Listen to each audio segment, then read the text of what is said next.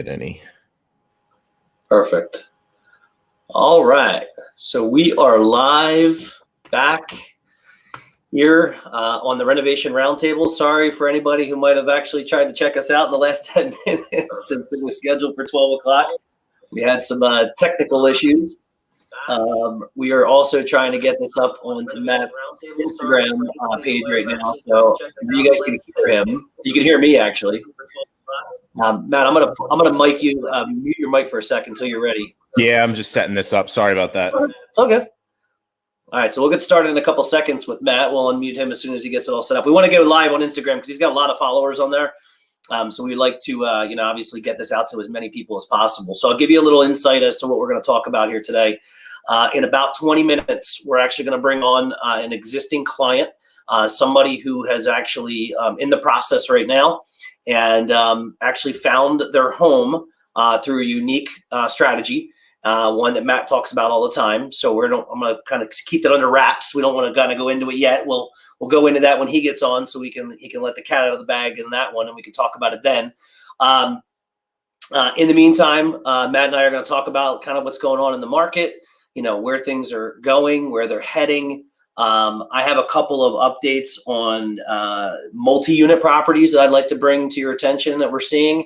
So also want to kind of talk to you guys about what we've seen with, kind of rogue lenders and rogue contractors working on these projects and kind of putting people in harm's way. So I'll talk a little bit about that too. And, like always, we'd love to have your comments so that we can answer them. So you can either go ahead and post them here on the either on Facebook or YouTube Live, because right now we're on Periscope, YouTube Live, and Facebook, both in Matt's group, my personal page, and my company page as well. So if you want to put your comments in and ask any questions about the 203K process or renovations in general, the home style process, definitely ask those questions. And be happy to answer them for you. And then let's see. And you know what? If for some reason you're on YouTube and you can't get that question in and it doesn't show up, you can also feel free to shoot a text to me and I'll answer your question here online. And my number is that you can text in on is 609-217-9409. I'll put that in the chat if anybody wants to. You know what? I'll use my team line. We can do it that way. You guys can chat my team line. I'll pull it up on my screen in case anybody wants to hit in, and I'll just use that. That way I can put it on the banner here and you guys can see this coming across. So you can call in or text any questions. Go ahead and text them in here and we'll be happy to answer them for you. And then Matt, are you good? I'm good, guys. Instagram, want to make sure you could hear us okay.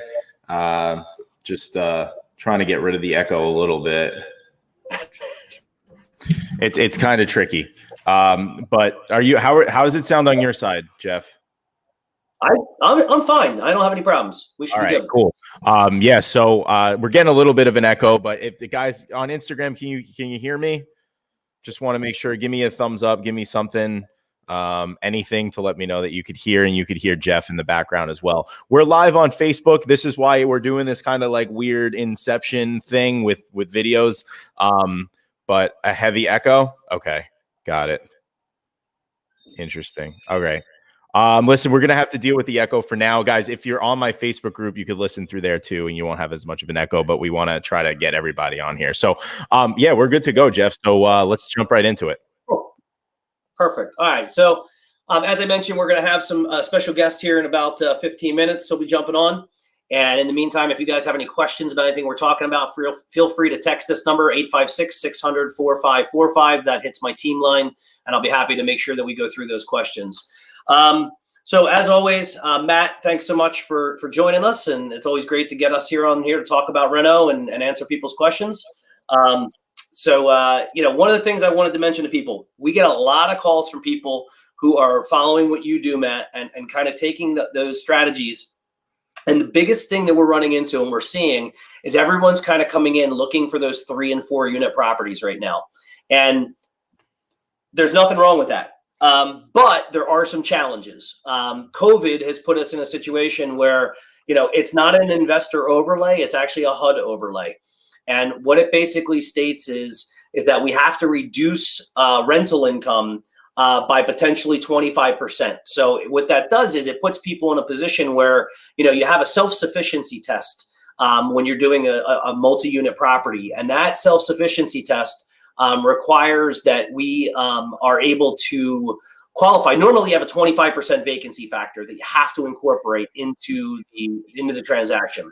Right. Well, in today's world, because of COVID, you actually have to reduce the effective rental income by another 25%, or you have to have 6 months worth of PITI, which is principal, interest, taxes, and insurance, which most of our people using the K don't normally have. So what are we seeing with that, and how do we attack that? So one of our clients, the guy who's actually going to be on here in a little while, what we're doing with him is it was a 3-unit. And what we gave him as far as advice was, is there a way for us to break it down and make it only a 2-unit for now? And then potentially after you're done with the 203K, open that wall back up and make it into a 3. And he loved the idea. And we'll talk about this when he comes on. And it's going to allow him to not have to hit that self-sufficiency factor, because he probably wouldn't have hit it, which means he probably wouldn't have been able to do the loan. So these are just little things I want you guys to think about if you're thinking about doing these loans, and how do you get around these kind of little issues that are happening. Number one, A, because of COVID, and then B, this is an issue that even the self-sufficiency that comes in even when we're not in COVID. So any thoughts on that, Matt? Yeah. So, I mean, this is the reality of it, guys, right? There's 1,000 different ways to do these things. Hats off to Jeff. Like, Jeff is someone that understands this process is going to be so crucial to really finding the best way to get you through on this loan, right? Obviously, we're seeing changing times. And one of the biggest things I could say to any investor that's looking to start in investing is that you need to find there's 1,000 different ways to skin a cat, and you're going to have to find out and know how to use a lot of those different ways, because things are going to happen. You're not going to have, like you said, COVID happened. No one expected that. No one really expected that self-sufficiency percentage would lower down. I've told you guys in the past, that 75% projection of income income is what allowed me on a single income to purchase a duplex. As much as it was the absolute shittiest duplex on Long Island, it was the only one I could afford. And even so, I couldn't afford it without that secondary income from the other unit. Now, obviously with COVID, they're looking for, these banks are looking for a little bit more of a buffer, understandably so. So having these strategies, and I can't wait to talk with our guest that's coming on and maybe tell us a little bit more about that. I'm sure a lot of people on Instagram are curious about learning more about that. So, listen, guys, at the end of the day, this is still an amazing program. There's still so many different ways you can go about it.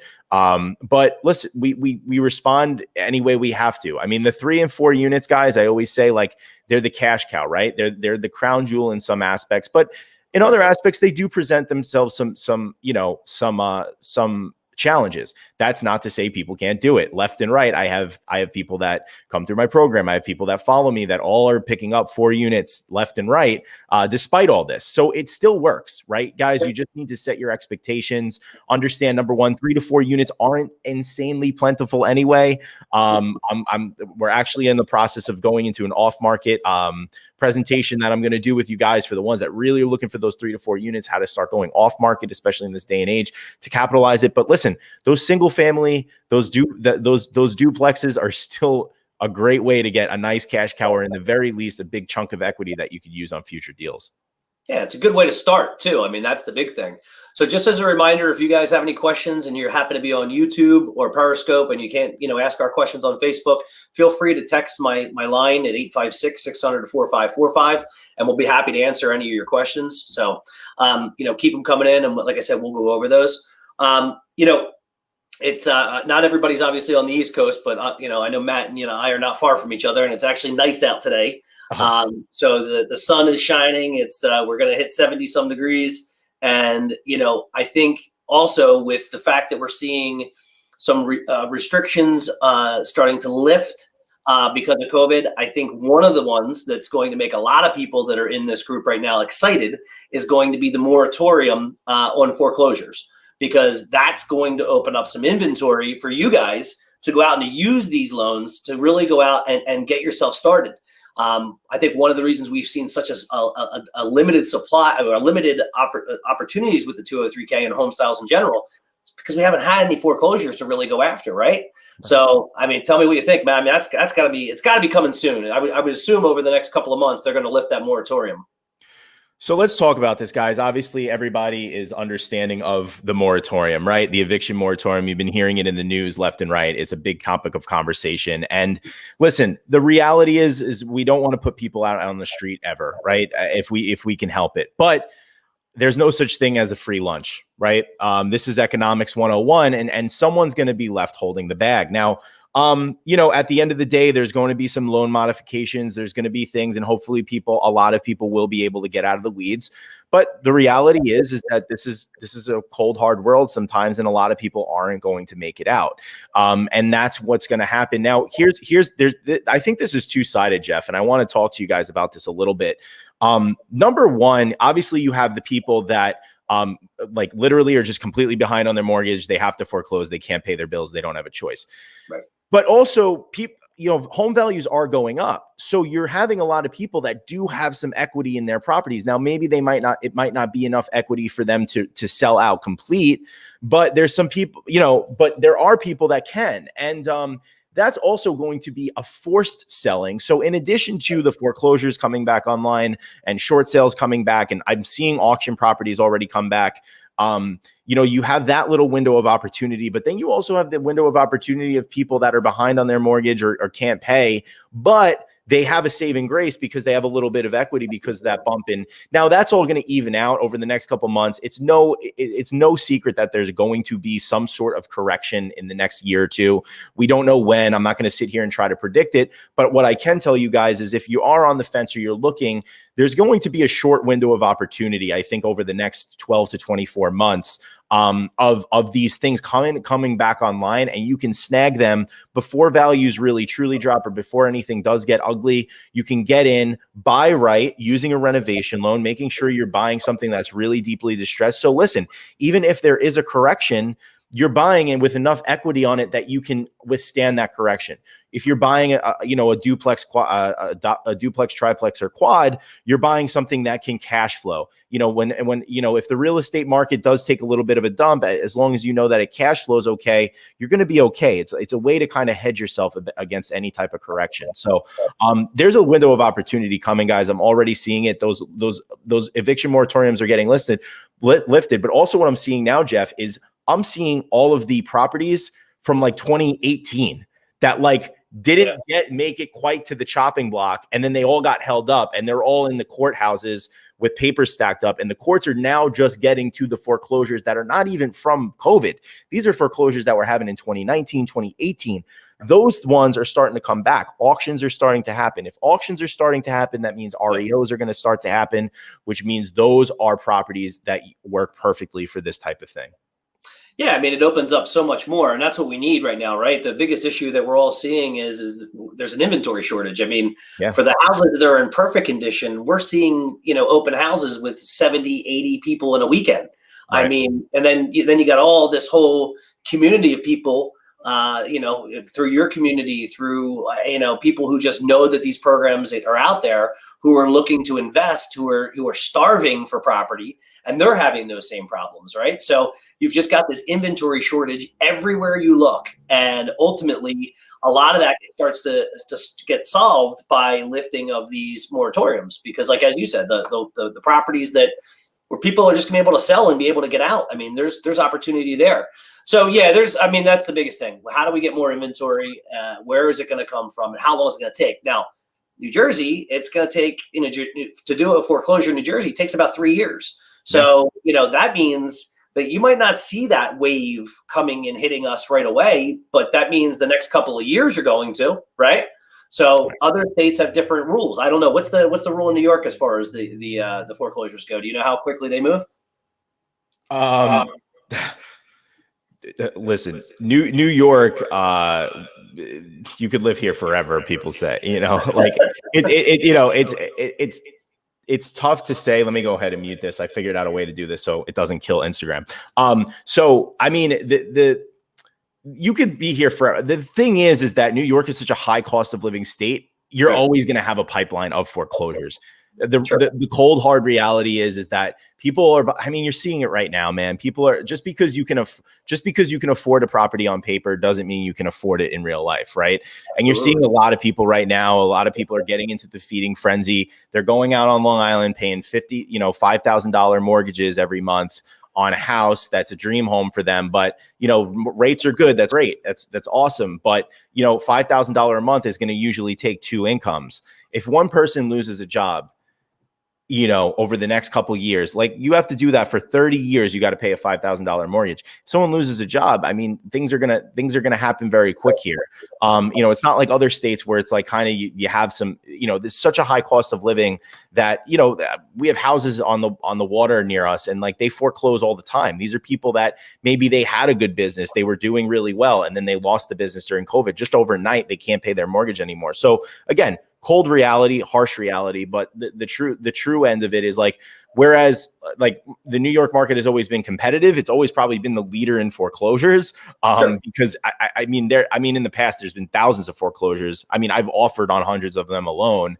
And it was really a nonstop of them. So listen, they're out there, but what I do want to say is, in the last year, like obviously a lot of people that have been following me, I've been working really closely with people, doing the 203K way strategy, right? And the reality is people are still doing it. You're working with some of them, right? Yeah, despite all of this, guys, I don't want this to like be a thing for you guys to wait, because here's the reality. I talk about this all the time. It's like the 203K like Goldilocks zone, right?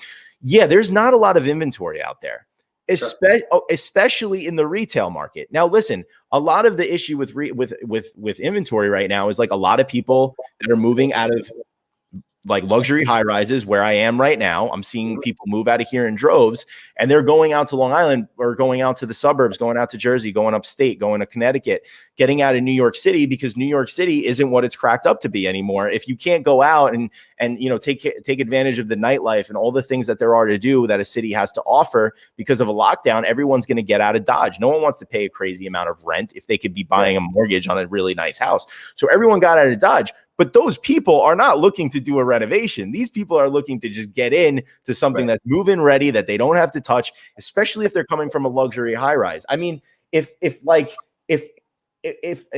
a knob falls off my cabinet, I can have someone come here and fix it in 5 minutes. But I pay for that, right? These people are accustomed to not having to deal with the loveliness of owning a home, right? All the bullshit that you have to deal with every day. So the guys, this is the Goldilocks zone. There are still as-is properties being listed out there. There are still properties that are beat up that aren't foreclosures. They're just as-is properties. They're, people that, whatever, they had a property that was they inherited, and now they need to get rid of it, and they're going to the MLS with it. There's still as-is properties out there, and those are going to be like always going to be there. And that's where you want to play. That's the sandbox you want to be in. You don't want to be competing with retail buyers. If you're competing with retail buyers, you're not in the right zone, and you're not doing this strategy, in my opinion, as well as you could. Well, I got one for you too. I'm personally in the middle of one. I'm not doing a 203K, but my situation could transpose to anybody who's considering a 203K. So, obviously I work with a lot of real estate agents, and one of them brought me an off-market deal on a single family home, and it's a great opportunity. And if, obviously if I wasn't the person doing it, like I'm actually going to flip it. So it's a good opportunity for me, and it's a moneymaker. It's a great deal. But what I'm saying, the reason I'm bringing this up is that these real estate agents have access to, like this guy, we got this house from a wholesaler, and the wholesaler is becoming, it's all happening because the real estate agent's making those relationships. So you can do that even though there may not be out there. They could be off-market deals. So there are opportunities for that. So I do want to pause us. We can come back to that too if anybody has any questions on that. But we do have our client who is joining us now. He's at work, so I appreciate it. I'm going to add him to the stream real quick. Let's see if we can get this in here. All right. How we doing, Ian? Oh, you know what? You're muted. Hold on a second. I see. There you Sorry. go. There you go. Hey, how's it going? Pretty good. Pretty good. Good. Hey, what's up, Ian? Hey, how's it going? Guys, for Instagram, everybody looking on Instagram right now, Ian just joined. Ian's going to talk to us a little bit about the deal that he's doing right now, you know, and kind of the implications on the change in the self-sufficiency test, which is, you know, if you're looking to buy 3 or 4 units, is definitely a good bit of information and how we can kind of navigate around it because of the COVID restrictions and stuff like that. I also see the questions coming through from you guys. We're definitely gonna touch on those as well. So if you're hanging on, I hope you're getting a lot of value from this. And yeah, Ian, take it away. I can't wait to hear more about you. So I'll just give a brief overview. I'm Ian. I'm from Brooklyn, New York. I've always had this idea of investing into a multifamily, and I think I stumbled upon Matt's Instagram, and I've been following him for a while. And you know, he was always just dropping really good gems. So about this year, I was ready to really dive in. So I know Matt always mentions his Facebook group, which I joined, which also has a lot of good gems, a lot of references and stuff like that. No matter where you're at, I've seen people networking across the country, so that's been pretty good too. So when I was ready, I asked the Facebook group for any recommendations of lenders out in New Jersey, particularly like Essex County. And right away, I was referred to Jeff and Mortgage Possible. So yeah, I reached out, and from day one, Jeff and his team has been like, you know, on top of it. I think that was like, for me, I mean, I've done business too, and I know just customer service is really important. And you know, you're dealing with the right people when you can always reach them, and you know they can answer questions. And it's more than one person too. It's not just Jeff. I don't just have a team. There's a bunch of people working behind the scenes, you know, to help you out. So, yeah, Jeff, you know, told me what I needed to run my application. Got it done very quickly, painlessly. Yeah, that was that part. Tell us about where you got where you found the property. This is the nugget I was kind of telling people. Oh, I was kind of telling everybody like at the beginning. I didn't want to burst the bubble. I wanted you to be the tell us. Tell us how you found the property. Definitely. So I found a home path property, and a home path property is a bank-owned property. I think it's Fannie Mae's. Nice. So yeah, and on their site they have tons and tons of properties, a lot, like all different areas. That's exactly how I got started, man. It was a home path property, and I tell all my it's in my book. It's in my book. Home path is the low hanging fruit, and yes, if you can make it work, it's awesome for a number of reasons. Yep. So you know, I looked it up, and it just came back on the market. I think it was like last Thursday, something like that. So I was really quick on it. I was like, you know what? Let me get on it. I reached out to my realtor, told her I was interested in this property. She was like, all right, send her over the certificate. I reached out to Jeff. Another good thing I love about Jeff and his team, anytime I needed a certificate for like a property, they send it back in minutes. Yeah, I made the offer on the property, and I actually looked up online too, a little gem. I think usually you can bargain with home path between like 5 or 10%, if I'm not mistaken. I didn't go that. Yeah, you can. Yeah, I didn't go that low. I was like, you know what, I just want to get it. One of the biggest myths I've heard, and this is from lazy ass realtors. I'm going to call it straight out because, you know, Jeff, you need to be nice to realtors. I don't. I'm not a lender. Lazy ass realtors tell people that you can't bargain with a bank. You can't bargain foreclosures, bank owned, just as is. You need to basically come there with a sacrificial lamb, sacrifice it on the bank's front steps. And if they are so nicely to grace you with even accepting your offer, then you just step back and don't do anything or throw any wrench into the mix. Guys, it's complete bullshit, okay? You can absolutely negotiate with banks. Ian, as you said it, yes, you can negotiate with them. You know, yeah, they probably aren't going to accept an offer that's 40% below asking, but you have some wiggle room in there. And then also, like, you can absolutely negotiate terms, contingencies, stuff like that. Guys, on my home path property, I was able to get the seller because I came so close to asking. I was able to get the seller to pay all my closing costs, or most of my closing costs, which was huge. And the reason they were doing that, it was because this property was on there. It was a really beat up property. I said, I'm taking it as is. I didn't ask for anything else. All I wanted was just help on closing. And they were okay to do it because I met them so close on the asking price.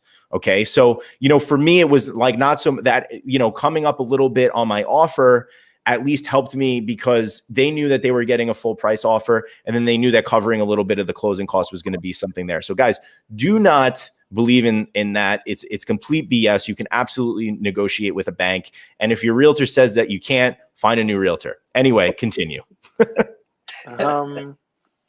Yeah, that was kind of put the property under contract. And yeah, you made a good point too. Like the attorney pointed out that, like, HomePath, they were kind of, well, Fannie Mae, they were kind of looking out for themselves. So he pointed out some like contract things that he felt that would benefit me. So he sent over like a addendum. I don't always say that word wrong, and got those things straightened up. And yeah, now we here. That's kind of Nice. I love it. Have you had the HUD consultant out there, Ian, yet? No, it's actually scheduled for this weekend. Okay, perfect. And that also came a good recommendations from guys at Mortgage Possible.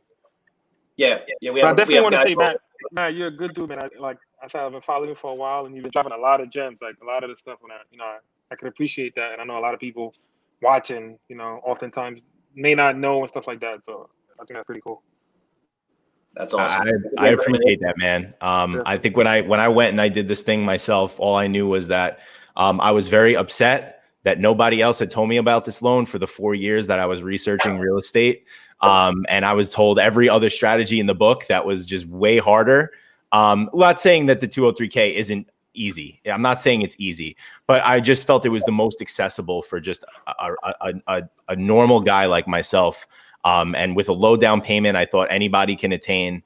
And it opened up so many doors for me. So, as soon as I finished that first deal, I was like, I am going to make it my goal to just tell everybody exactly what to do and not leave anything under wraps.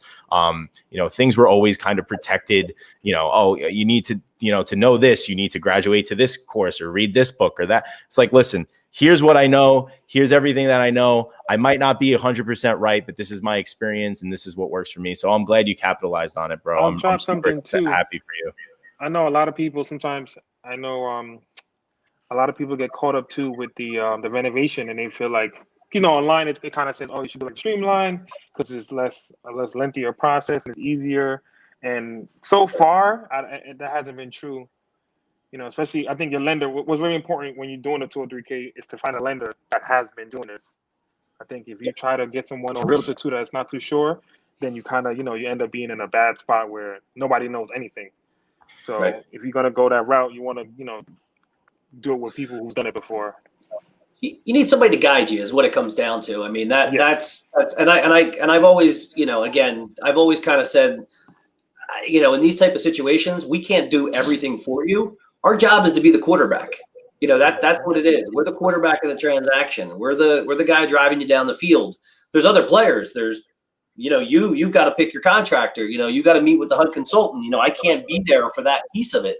But ultimately, we can give you the guidance to tell you what to, how to ask things or which ways to do things. And if you don't mind, Ian, I'd like to talk about that. We talked about this property because this was a 3-unit. We were concerned about the 3-unit issue with the self-sufficiency test. So you and I talked about that, and we came up with the way of converting this into a 2 with the potential for future use of converting it back to a 3, but for the purposes of qualification, doing the 2. So you want to talk a little bit about that? What's the house look like, and is that feasible? Because I want other people to know if that's something they can do or not. Okay, yeah, good one. So, my search was for a 3-family, even 4, but then I was quickly reminded that not that it's impossible, but you'll need certain reserves to qualify for this. So Jeff had a interesting take. He said, well, this house that I'm looking at, just for clarification, is a 3-family, as a legal 3-family. It's a two bedrooms, 1 bathroom on the first floor, 2 bedrooms, 1 bathroom on the second floor, and a 1 bedroom, 1 bath on the third floor. And Jeff just said, to qualify for the mortgage, you may just have to make some, modifications to make it to run it as a 2, and then later on you can still, use your 3-family, which is an excellent idea. And the property's in great condition. I think also HomePath properties are usually in better condition than like other foreclosures. I may be wrong, but from what I've seen, you're right. Yeah. A lot of times they'll actually do some work to them ahead of time. Yeah, and it looks like even the lights were on, so it looks like they winterize the property. So these are all bonuses to you because on my search for properties, I've seen like really bad stuff. Even people that were living there were worse. So yeah, that was that. It's good. So now the real fun starts. We got to get you through the actual process, and so tell me how's the contractor search going? The contract is good. Again, I got working with guys that know and been doing it. I got some recommendations, so I'm actually reaching out to them to meet me at the property this weekend to go over things that I want to get done, modifications like the bathroom, kitchen, stuff like that. Good. Well, you'll have to report back to us and let us know how you make out with the consultants and the contractors. This is real. This is exciting for a lot of the people to follow Matt, and for what's going on is to be able to watch your journey through this. So we want to hear the good, the bad, and the ugly, unless it's bad about the lender. Bad about the lender, we don't want to hear about. Yeah. If it's bad about Jeff, Nah, Jeff and Grant have been awesome, and also too, like Grant, I appreciate Grant. I know that like the day the loan was my pre-approval. Grant, he told me he'll call me, and he did call me right on time. And when he called me, he literally spent, I think, maybe 30, 40 minutes, literally line by line, telling me everything on the, what I was getting myself into on the Lotus. Yeah, like literally line by line. And I had literally no questions, and he was thorough. And, I could ask any questions that I want. So, again, shouts out to you guys. Yeah, we appreciate it. Look, the whole thing is about education. I mean, that's the whole thing that Matt does. Matt educates, and that's really what we're trying to do too, is educate you through the process. Because again, most people, they only do it if it's the first time, or everybody needs that ability to have that help through the process. So we want to see it be a success for you, and I know that's what Matt, the reason he does it too. So when's your closing date? I should know this off the top of my head, but I don't. I think it's May. I could be wrong. I haven't looked at it since. Okay. It's about May, like early May. You did a good 60-day contract then? Yeah. 45, 60? Okay, yeah. Good. And that's what we always recommend to people too. Do at least a 60-day, and do it where we can have your agent tell them to do it on or before. And this way, if you can get it done faster, you can move quick, get your contractors in, get the consultant stuff, get all that done, and you want to close early. I know Fannie Mae's not going to have a problem closing early. They'd like to get their money early. So in that type of situation, it can work out perfectly. So great. And that's why probably the biggest thing I preach, probably one of the biggest things I preach, guys, is just how important the team is. If any of you guys know my story, as much as I thank him every day, and he's a good family friend, the lender I used had never done a 203K before. And it probably created way more trouble than I should have ever had. But you live and learn, and a lot of people learned from my story, and I learned from my story, and I learned how to help other people from my story based on the fact of learning on how important a 203K team is. And it wasn't until I started this community and started networking with people like Jeff and my friend Scott and Troy and all these great 203K professionals in the industry that are like, no, listen, like, we can get these things closed in 45 to 60 days. Like, if you know what you're doing. And this is the thing, guys, renovation lenders are out there. Okay. It's a niche thing for them. It's a thing that it's their little cut of the pie, right?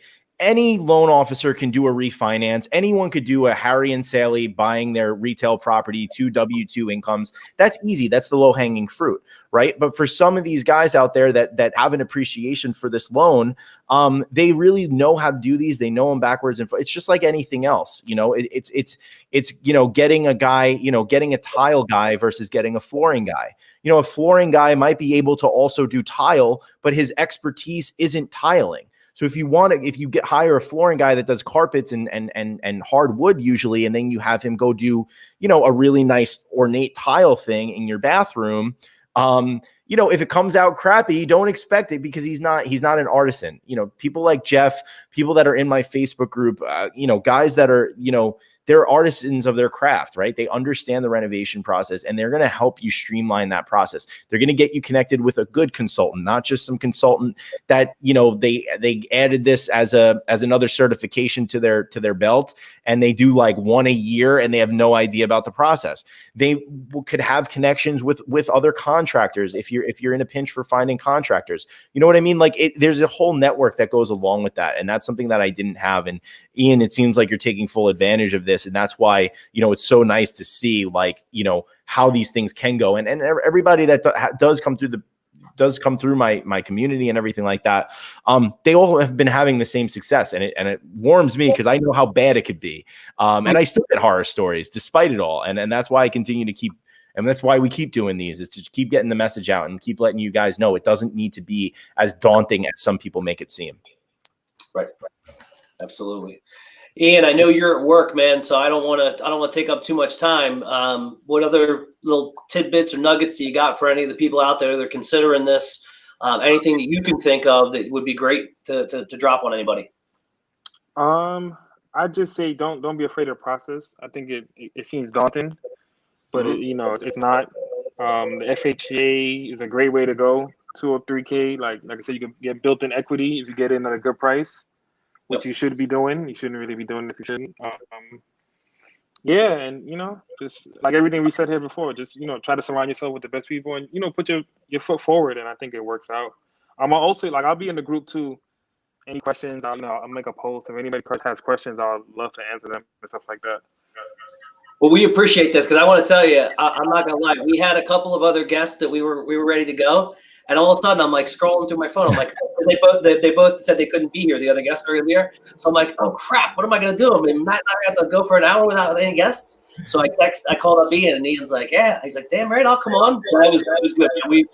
We really appreciate it. I think this is what's so important. We need real life examples of people using the process and being able to to show what's going on and explaining how they did it so that other people can get that, feel empowered, so they can feel empowered to go out and do it themselves, and not have that fear factor. So it's great that you're willing to do that. It's huge. Oh, no doubt. Definitely. You helped me. So, I definitely return the favor. Absolutely, man. That's awesome. Well, anybody, Matt, or any of the questions that you've gotten, are they geared towards Ian? I know he's at work, so I don't want to hold him up too much. Yeah. I'm trying to see here if there was anything particular to Ian. I mean, one of them was, how do you find a foreclosure? HomePath is obviously one of my favorites. HomePath, guys, if you aren't on HomePath already, listen, in the last year, the inventory on there definitely slowed down, but it's trickling back online, as I'm saying before, like as the foreclosures come back online, like HomePath is going to be a spot where, like, if you get on now, set your alerts up now, anything within don't limit yourself, anything within like an hour and a half radius of where you are. Just get an alert, see what it looks like, run the analysis, see what the deal looks like, see if it could be something that works, because those things are going to start trickling back online. And HomePath is just, it's the low hanging fruit for this, because for a couple of reasons. Number one, they really, these Fannie Mae properties, they have something called a first look program. This first look program enables first-time home buyers, or owner occupants, right? People that are actually going to occupy the property. It gives them a 10 to 20 day window, something like that, where they're able to offer on the property and no other cash investor is allowed to offer. I actually got in on a first look. And, those first look deals, I mean, now, Jeff, I always have this question. Maybe you can chime in on this. Is there any benefit that these banks get for a first look program? Is there, like, because there's got to be some incentive on their side to do the first look program, right? Jeff, sorry, before you answer that, I'm going to have to run. But again, thanks for having me. This is awesome too, what you guys are doing. So like I said, I'll be in the Facebook group. Any questions, I love to answer. And I might have questions myself for people who've done it already too. So again, thanks a lot, Matt. Thanks a lot, Jeff. And I'll see you guys soon. Have a good day. We really appreciate you, buddy. Thank you, sir. All right, that was awesome. I'm so glad he was able to jump on and really jump in and give us some insight as to what was going on with him. So that's great. The one question I didn't get to ask him was, did he kind of, what you just brought up was his area specifically where he got the property, or did he kind of open himself up because he was from Brooklyn? Did he just kind of like wherever he was going to get the deal and he was willing to make the move? So we'll bring him back and ask that again. To your question, Matt, you said, so it was about whether or not on the first look, does the bank have, does Fannie Mae get some sort of incentive for doing that? Yeah. To my knowledge, I don't believe so. My guess would be, and this has always kind of been the way I've always thought of it, is the person who's going to be buying that property as their primary residence is going to pay more than an investor like you and me, who's going to come in and offer pennies on the dollar because we want to make it so we can turn around and flip it, right? So that's my guess, is once that first look period is over, that's when more of the negotiation starts to happen. So right.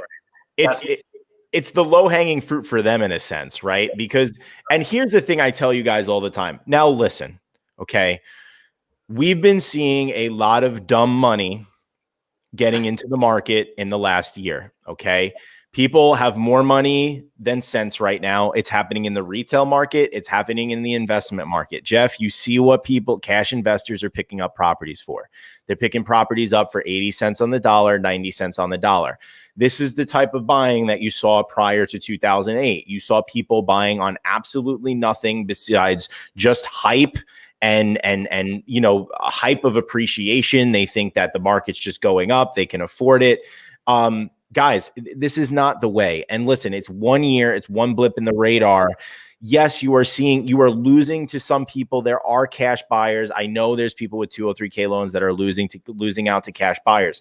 It is not the norm. It is not going to last. It can't last. It's literally built on nothing, on no type of fundamental. It's built purely on hype. It's emotional buying.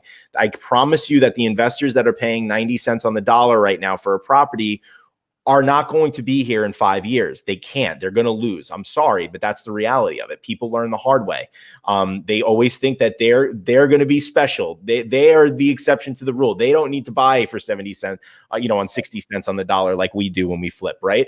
So you're going to have that, but that's slowly going away. I'm seeing it right now. And the reality of it is, guys, is again, those foreclosures, those home path, those first look properties are a sweet spot because generally speaking, you have way better rates than investors. Here's a little tip, and I've said this on previous ones, Jeff.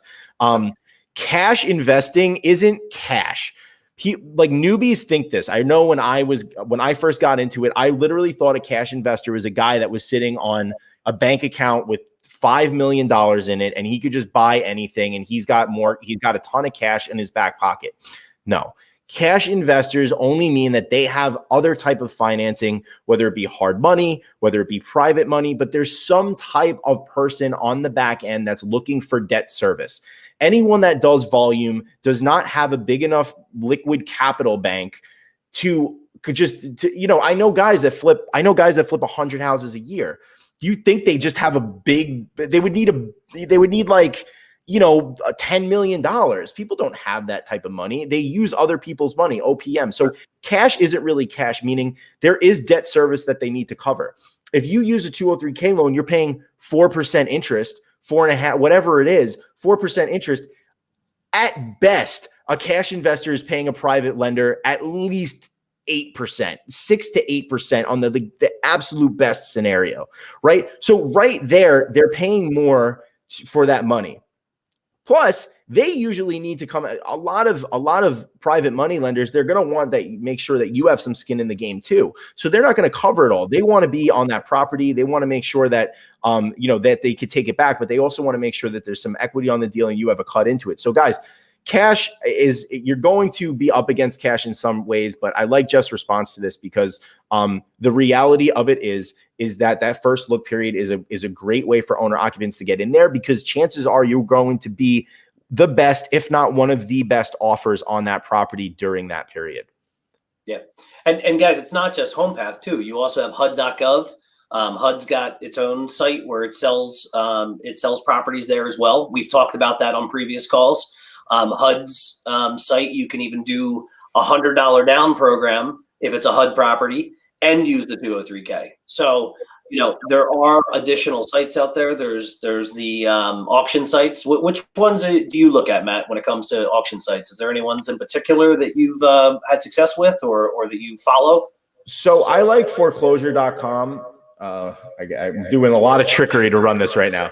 I like foreclosure.com just because it gives you kind of the gamut. You could see, You could see foreclosures, you can see pre-foreclosures, you can see REOs, you can see as is. They record too. I have them there. I think we should talk a little bit about auctions. And guys, if you have any questions about auctions, but from a lender standpoint, where do auctions fit in with the 203K? I get asked this question all the time. I know what my answer is, but I want to know what your answer is. Where do auctions fit in with the 203K? Have you seen anyone successfully to pick up an auction property and use the 203K on it? And what is the process for that? Because I mean, correct me if I'm wrong, guys, but anyone looking on Instagram right now, if anyone could, if they want to know ways that you could take advantage of auction properties, I'm sure you would love to see it. Now, real quick, before you get into it, Jeff, I just want to cover on what an auction property is exactly. So an auction property is something that has been foreclosed on. The foreclosure proceedings have gone through. The bank has taken back the property. Now, the bank can do kind of one of two things. Well, it always has to go on auction, right? By the foreclosure process means that it goes to the courthouse steps and it gets auctioned off. What happens in a lot of scenarios, guys, is if the bank is going to be at that auction.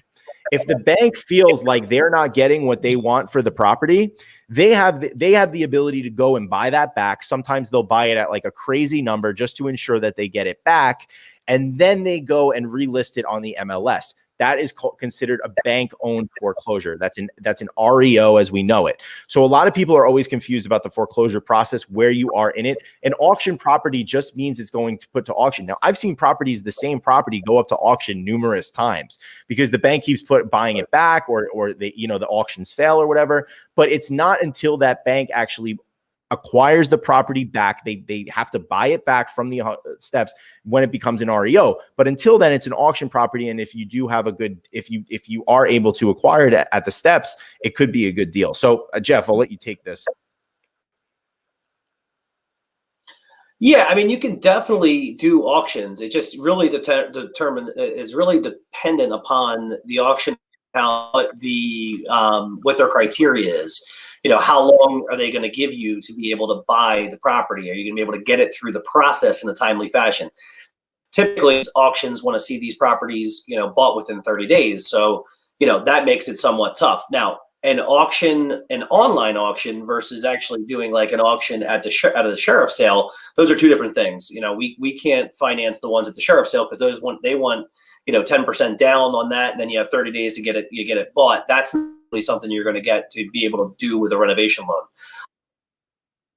But the ones that are through some of the sites that you're talking about, we have had success doing them in the past. You just got to make sure that you understand the terms and conditions that are available to you as somebody who is looking to use one of these auction sites. So do these, good, I'm sorry. Have you found, because I'll be honest, I haven't used the sites. I tried in the past. I never really used it. There's some trickery that goes on there, like ghost bidding and stuff like that. But that's besides the point. If you can get a deal, go for it. But, on some of these auction sites, do some of them allow you to use renovation financing? Does it state it specifically? Or is it something that you need to like come to them with, be like, hey, I won the auction, but I want to use a 203K on this, and then you go from there? How does it typically work? I think you typically have to actually reach out to them first and understand what they allow for. So that's what I was saying. Go look into the terms and conditions, see what they allow for. Some don't even allow for financing at all. They're only allowing for cash purchases. So you need to really dig in and do your research, and feel free to bring me the site that you're working with and give me the information on the site. I'll be happy to take a look and see if it's something we can work with. Again, there's so many different ones out there. It's just a matter of which one we're working with, and then how do they actually allow for them to be financed. Some won't allow for renovation loans because it takes too long. Some only give you a short period of time as far as the window goes. And if that window, you can't hit it, you lose your deposit. So can you really get it done in 30 days? Probably not. So you might have to try to do that. So, Ian obviously showed us that Fannie Mae HomePath worked out and can be done. So it's just a matter of finding the right ones and just understanding the terms and conditions. Don't go into it blindly. Really take the time to understand what those terms and conditions are, and then we can decide if it's going to work as a renovation loan or not. Right. So yeah, I mean, guys, I think the other thing, so a lot of these auction properties also, they usually look for 10% down up front. Now, depending on where you lay out with what your actual total loan cost with the 203K ends up being, that may or may not be chances are it still might be higher than that 3.5% down, which is the minimum that you need to get into it. So if one of the things you like is the fact that you put down a low down payment, if you're buying an auction property, you have to come out of pocket with a large percentage of that right then and there before you have any due diligence, before anything. So listen, they're doable. Full disclosure, I've never bought a property from auction. I've only bought a property from a wholesaler that buys them at auction. So I'm like the first one after. I let them do the dirty work, and then I come in, I pay the premium. I'm happy to pay the premium if it works, right? Like on my flips, like one of the last flips I did was how that one worked. But that being said, like auctions they're tricky. So guys, just look at the terms and conditions, but it is doable. We want to go into some questions here. We have a couple questions that I got on Instagram. So we got into that one. How do you find foreclosures, guys? Like homepath.com is one of them. HUD.gov. Those are HUD homes. Just foreclosure.com. You can go on there. It's a paid site, but it's a really good feed. And it doesn't only give you foreclosures. It gives you bank owned. It gives you different where it is in the foreclosure process. It gives you pre-foreclosures. It gives you tax liens, all kinds of stuff like that. And then guys, just Zillow, like Zillow is really good for deal. Like people will say that Zillow's slow. I'll be 100% honest with you. I've seen it slow in the past. In the last year, I feel like I get updates faster on Zillow than I do on the MLS. I'm not even kidding. Like I get updates lightning fast on Zillow. So just putting some saved searches on Zillow for anything that's a foreclosure or just anything, guys. I look for keywords. Keywords are a big one. Type in keywords like, just searching your county, anything that comes up with as is, handyman, investor, TLC. These are things that they'll pop up and they'll come with your email. But guys, the reality is you're going to see them pop up in your inbox, but it's not going to do anything for you unless you analyze each of those. You look at every deal individually.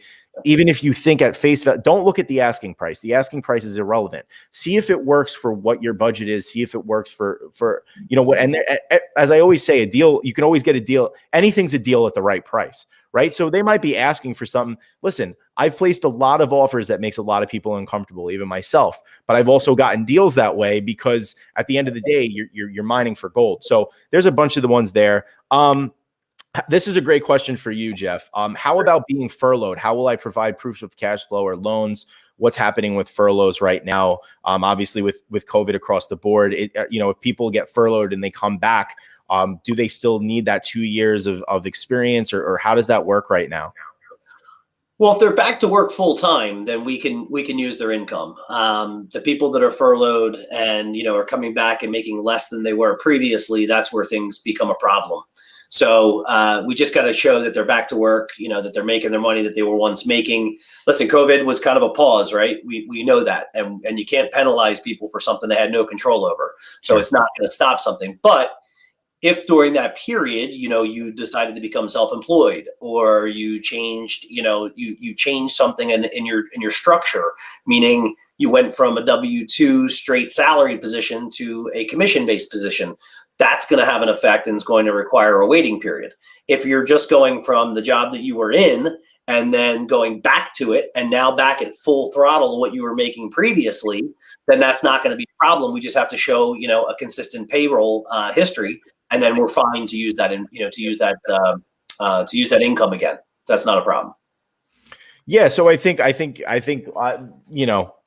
that's the way I've heard it. It's a pause, right? It's a weird rift in time. A lot of things slowed up. People are getting moratoriums on their student loans. They're getting moratoriums, or forbearance on their mortgages, right? But if you're resuming, this is all with the assumption that we're going to resume back to normal, hopefully.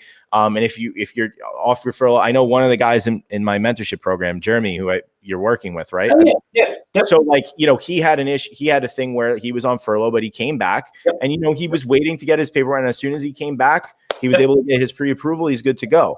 Exactly. So they didn't really penalize you for that furlough. Like you said, if it does get tricky, if you come back and you have cut pay, now you have to justify, and they can only require, they can only qualify for your new pay, stuff like that. So, great question there. I guess, Frankie asked on my Instagram, can you talk more about the Fannie Mae process? Now, obviously, guys, 203K, I kind of sometimes say, like, the 203K loan is kind of like the Kleenex of renovation loans. There's other ones out there, but everyone knows the 203K colloquially. But there's the home style, which is a big one. I'm actually looking to do it on my forever home coming up here. Probably going to do a home style instead of a 203K, but they're essentially kind of the same thing. Can you talk about the differences? Obviously there's like some qualification differences, but maybe like logistically, what the differences are with like getting a contractor involved and everything like that. Yeah. Well, the home style, is a conventional product. So you've got a lot more flexibility. But you also have some things that are more flexible, but then you have some things that are restrictions, right? So first thing is that you can still do, just like on a 203K, you can do 1 to 4 unit single family properties. The only downside though is that as you go up in units, the down payment goes up. Whereas on a 203K, it's always the same down payment, 3.5% of just the purchase price and the renovation budget. On the home style though, you start getting into 2 units, it goes to 15%, it goes to 25% if you go to 3 and 4 units. So you got to put a lot more money down. So you're not probably going to be using the home style on those type of multi-unit properties. Homes, good. You have a question? No, so I'd say pretty much the general consensus, guys, is like pretty much if you're buying over a single family, your 203K is going to be your best bet. But if you're buying single family, a home style is probably going to be your best bet there. But what was I going to say? But basically, like as a good renovation lender, you're going to let them know which loan product is best for them, depending on their situation, right? Absolutely. And that's really the big thing. And that's what I always kind of tell people when they come in. We talk about reno in general. We don't get into, this is the product or this is the product you're going to like, wait, we'll get to that once we see what your qualifications are. Because what I hate to do for people is to talk about the home style and tell them how it can be cheaper than a 203K and then find out that their credit scores really don't work out for the home style or their debt to income ratio doesn't work out for the home style. And then I got to put them in a 203K and it's like a major letdown, right? So we don't really want to do that. So what we do is we just talk about reno. Like, what does it look like? How would we do it? How do we structure it? And then once we get your application, understand what your qualifications are, then we present you the options. Because you could do a home style with a mid 600 credit score, right? But the difference though is there's loan level price adjustments on the pricing to that deal that may make the 203K a better option for that person. Even though they can do the home style and they think it's better for them, it might not be the best thing. So it's really comes down to allowing us to do what we do for people as to be an advisor, really show you what the options are and then why you should do one over the other. But yeah, to your point, the home style does allow some additional flexibility when it comes to, contracting situations. There's no identity of interest when it comes to the home style. So you can actually have somebody that as your contractor. It does allow for you to do some different items when it comes to the work. You can actually do some luxury items, things that people might want, like if they want to put a pool in, you can't do that with a 203K, but you can do it with a home style. So there are some things that we can do there for sure, differently. And one last thing that can be important too for the home style, it does allow for you to do a single family investment property. So that is the one thing that is nice, that if you truly do want to have an investment property and you want to do it, you can't get into the multis, but you can do a single family. So that is a nice feature. Dude, that one's so overlooked. And listen, and I talk about this all the time, like after my 203K was done, it opened up a lot of doors for me. Like I didn't, people ask me, the number one question I get is how many times can I do the 203K? And my number one answer is that the question is kind of erroneous, because once you do that first one, you're going to see other doors open up, and it's not even going to be a question of if you need to do it again or when or whatever. You're just going to see, okay, now I have access to hard money. Okay, now I have access to private money. Now I have experience under my belt. So, banks are going to take me seriously now. I can have other options. Can you theoretically do live-in flips over the course of a couple of years? Absolutely, you can. If you are blatant about it and you're honestly like making it like a fix and flip loan and you keep doing it, like an underwriter is going to catch on to that. They're also not stupid. So, but the true reality is that there's other stuff out there. One of the most overlooked things is this home style loan that allows you to put 15% of the purchase plus renovation cost. I mean, that's really huge. Like, even if I do hard money, like even on some of my best rates, like they still want me to come out of pocket with like 15% when all said and done, you know, with something like that. And also I'm getting hit with like a rough interest rate, right? Like on the home style, I mean, it hit you with a high interest rate, but it's definitely not in like the 10s or 11s or 12s, right? I mean, what's a non-owner occupied home style rate going for these days? It's in the fours. Yeah, I mean, that's amazing. I paid that for my owner occupant back in 2016. So exactly. Yeah, no, it definitely is. It's an option. It's definitely a good option. It's not for flippers. I do want to tell you that, because we can't, me as a lender, and I would assume every other lender is going to have the same issue. We get hit with something if it comes back to us and it's sold off within a 6-month period. So as long as you're going to hold it for a 6-month period and it doesn't become an EPO issue for me or any other lender, I would say that's an option for you. But happy to run numbers. People can always run numbers for you and let you know what we can do. But it's definitely an option, and it's a good program. So yeah. Really good for the people that want to, do something on the buy and hold side. It's a really good product for that too. Yeah, So, it's a buy and hold one for sure. And it's listen, single family, you could still make good money on a door. So that's a great thing. Can you build an ADU with the 203K? Absolutely. I mean, I don't know if we haven't really ran too much into ADUs on the East Coast yet. I know it's still kind of a new concept here. Not to mention we're all stacked on top of each other like crazy in the East Coast, West Coast, Midwest. I know ADUs are becoming a real big deal. Little plug to my buddy Rogelio. Rogelio has a company, ADU America. You could follow him on Instagram. I mean, he's great. He's gone full into ADUs. He's actually one of the first people I spoke to about the 203K when I first started when building my community, because he told me about ADUs, which I had never heard about. For anybody listening that doesn't know what an ADU is, it's called an accessory dwelling unit. And there was basically a blanket rezoning in California, at least, that allows you to build an accessory small unit on your property. And you can finance that with a renovation loan. You could use a 203K or a home style or something like that to add that accessory unit. And that's number one. It's creating it's helping the housing shortage, which is obvious in California, but it's also a way to supplement your income, right? If you have now a unit that's bringing in income in your market, especially in California where shit's super expensive, it's a great way to do that. So yeah, absolutely. You could definitely do those. Any comments there, Jeff?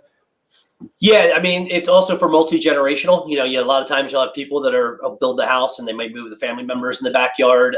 There's a lot of different reasons that those work, and that may be a good. I know somebody on that side too. Maybe we could do a whole other call on one of those and really get some insight for people. I wouldn't be surprised. I mean, it's a little tougher to do out here when they made the zoning adjustments out in the California market. It made it a lot easier for them to be able to do that. It's a little harder to do that here when you don't have the buy-in from everybody, but it probably eventually will get here. So it might not be a bad idea for us to consider talking about that down the line. For sure. So we got it. We're coming up on an hour here, guys. We'll just look at a couple last questions here. Let's see. What banks can you use to refi a mixed use into a conventional loan? So as you guys might know, you are able to buy a mixed use property with a 203K. The caveat is, it's not really a caveat, but the mixed use is you have to have the majority of the property, at least 51% of the square footage needs to be dedicated to residential. So I guess his question is, can I refinance that into another conventional, residential mortgage? You can, and I'm going to claim I believe though and I have to pull the guideline on it, that you can do it to a conventional loan, but the percentages of commercial is actually less than on a 203K. So that is the one thing you've got to be careful of, and I believe it's 35%. I'm also thinking it might be 25, but it's 25 or 35, and I don't remember off the top of my head. I apologize. I don't have that guideline in front of me, but it's definitely less. So that's the one thing you got to be careful of, right? So if you do one of these with a mixed use on a 203K, and let's say the commercial piece is 49%, you're not going to be able to convert that into a conventional loan. You're going to need to get that commercial piece has to be under, and I believe it's 35%. So you got a little bit of an area there we have to make sure of if you're going to try to do the conventional refi. Very interesting, but yeah. Definitely good information. Yeah. Okay, great. Let's see what we got. Anything else here, guys? Do more lives, please. I want to learn more. we love doing these. Sometimes it's an act of God, Jeff and I being as busy as we are to jump on these, but we always love doing them, and I'm glad you guys are appreciating them. We'll definitely keep trying to do. I mean, in the very least, we'll monthly. You know what I mean? Absolutely. So let's see. Seasoning periods. Okay, some of that stuff was answered. ADUs are becoming very popular. Yes. More lives, please. Appreciate that. Good stuff. What are your thoughts on house hacking? I mean, listen, guys, house hacking is in my opinion, the absolute best way to get into real estate investing from ground level. Shout out to House Hacking Success. You guys, if you follow me, I hope you also follow House Hacking Success. They have so much great content about house hacking. They actually used a 203K. I know Brad actually used a 203K to buy his duplex. He converted it into a tri, made a nice equity play on it. Has nice cash flow on it, and he's repeated the process a couple times actually. But yeah, house hacking, guys, it's the best introduction to real estate investing. It's the best introduction to being a landlord, and I mean, it's just a smart financial decision, guys. Doing this in the beginning is, listen, house hacking, maybe I'll be honest, if maybe it's later in life, you have a whole family already and it's later in life, it might not be the best scenario, but listen, if you're just starting out, you're getting into it, getting that first deal as a house hack property, living in one unit, renting out the others, you do it for a couple years, you use that property to be the foundation to your future portfolio. And then you go, I mean, that's literally what happened to me, right? I bought a duplex on my first deal. I used it to now flip properties, which I do as my side business. I have a couple buy and holds, but now I'm going to buy my forever home with my wife. The first house I had, I would never want to live there. Honestly, like it's a great location but it's next door, it's behind a row of bars. It's a baseball throw away from railroad tracks. It's loud. It's just not where I want to be. But you can't look at that first deal or the first couple deals as like, if they're buy and holds or house hacks. Look at the long term of it, right? I knew I wasn't going to live there forever. I knew that after I moved out, it was going to be the means to an end for me. And honestly, my rental properties are what helps me finance where I want to be, right? It's what gets me started. So house hacking, absolutely. Is a tremendous way to start. And guys, if you can be buying a house hack with a 203K loan, I mean, you can knock it out of the park. You can get an undervalued piece of real estate. You can build equity on the deal, plus have a low, have a relatively low loan amount compared to if you were just buying conventional. So it helps your cash flow immensely. And then what it also does is if you are using an FHA, if you do a renovation and you build at least 20% of equity on the loan, you can refinance out immediately, get rid of that PMI, which is going to be a couple $100 a month, and even boost your cash flow even more. So it's a home run if you do it that way. And again, that's really how I started off. I've said it a million times to many young people when I talk to them. House hacking is to me the crown jewel of starting something like this. I wish I had known about it when I was in my early 20s, because if I had, I probably would be retired by now. Because I didn't know. I mean, I really didn't. I was in my early 20s. I didn't know about that. And it's such a great way to get started. And if you do it right, it's the catalyst to your financial wealth building with properties. I mean, it's what it comes down to. So do it right, get started early. Yeah. I mean, listen, as a guy with a wife and a kids, I'm not going to be able to house hack. I'm not going to be able to, go and buy a multi and move us all in there and do that. But, if you're single and, whether you're young or old and you're single and you can do it, I mean, goddamn, man, it's a home run. It's a no-brainer. It's exactly what you should do to start building wealth. So I'm all for it. I'm a huge believer in the house hack. Absolutely. Absolutely. Well, I think we're pretty good. You know, a lot of people are super thankful on the Instagram, you know, on Facebook. Guys, if you are not a member of my Facebook, you can join by going to my Instagram bio. There's a Linktree link in there. I have a couple links in there. I have a link to my free training on pretty much exactly how I did the 203K, how I capitalized on it, how I did the house hack, how I renovated it, how I built a bunch of equity into it. I have a training on that, but I also have the link to join my Facebook group. If you join my Facebook group, the recording of this will be in there.